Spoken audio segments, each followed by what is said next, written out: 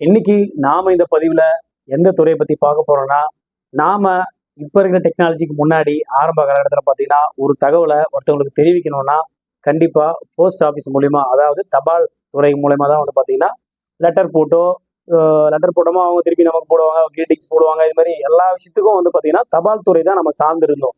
அப்படி அபரிவிதமா இருந்த அந்த தபால் துறை வந்து இன்னைக்கு வந்து பார்த்தீங்கன்னா இயங்கிட்டு தான் இருக்கு. இது உலகம் ஃபுல்லாவும் இருக்கு.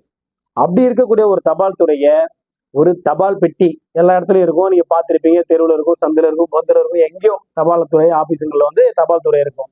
ஆனா ஒரு நாட்டுல பாத்தீங்கன்னா இந்த தபால் பெட்டியே கடலுக்கு அடியில இருக்கு. என்னடா இது தபால் பெட்டி கடலுக்கு அடியில இருக்கு? நம்ப முடியாத விஷயம் மாதிரி இருக்குல்ல. நம்பக்கூடிய விஷயம் தான். இந்த தபால் பெட்டி கிண்ண சாதனையும் புரிஞ்சிருக்கு.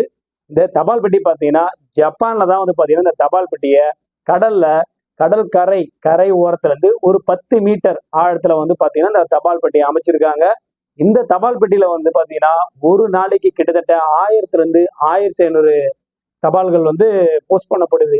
இது எப்படி வந்து நம்ம தண்ணியில எடுத்து போய் எப்படி போட முடியும்? 10 மீட்டர் ஆழத்துல 10 மீட்டர் கிட்டத்தட்ட ஒரு 30 அடி இருக்கும். 30 அடி ஆழத்துல எப்படி போட முடியும்?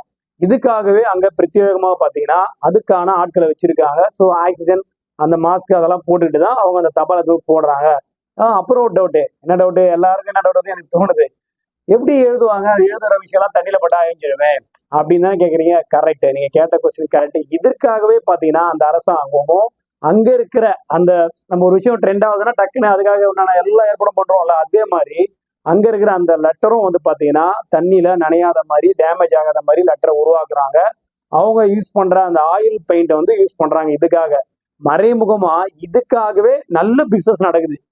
ஒரு வியாபாரம் தனிப்பட்ட பொருள் நடக்குது. இன்னொரு விஷயம் பண்ணா இது அதிசயமான ஒரு தபால் பெட்டின்றதுனால டூரிஸ்ட் அதிகமா போய் அதை பார்க்கணும் அப்படின்னு நினைக்கிறாங்க. ஸோ அவங்கள போட்ல கூட்டு போயிட்டு அதை காட்டுறாங்க. அவங்க பார்க்கணும் விரும்பப்படுறவங்க அந்த மாஸ்க் எல்லாம் போட்டுட்டு ஆக்சிஜன்லாம் எடுத்துட்டு உள்ள போயிட்டும் அதை பாக்குறாங்க. லெட்டரும் போஸ்ட் பண்ணலாம். ஸோ இதை வந்து நம்ம போஸ்ட் பண்ணிட்டோமா அதை அவங்க எடுத்துட்டு போயிட்டு டெலிவரி பண்றவங்க எல்லாம் அவங்க கவர்மெண்ட் அந்த ஸ்டாஃப்ஸ் தான் அவங்க பண்றாங்க. இப்படி ஒரு அபரிதமான பாத்தீங்கன்னா ஒரு அற்புதமான தபால் பெட்டி நம்ம உலகத்துல நமக்காக இயங்கிட்டு இருக்கு. இந்த தபால் பெட்டி வச்சதுலதே பாத்தீங்கன்னா இது கின்னஸ் ரெக்கார்ட்ல இடம் முடிச்சிருக்குன்னா பாத்துக்கோங்களேன்.